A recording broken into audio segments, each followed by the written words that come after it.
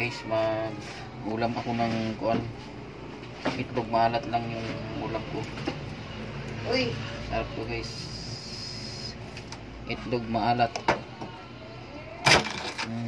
Yummy. Ayan o, yummy. Itlog maalat. Ibis yan.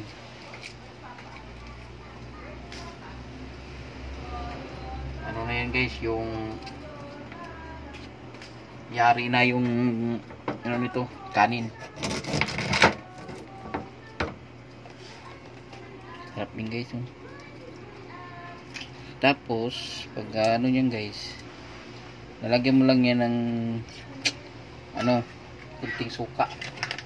Ito para medyo may sabaw-sabaw siya. Ayos na yan. Tapos may mix natin ng ito na, kaya mali ito ha. Mix natin. Isa. Ganyan mo lang yan kasi sarap yan. Tapos yung pinaka-the-best niyan guys, yung yung kamatis na ilaw.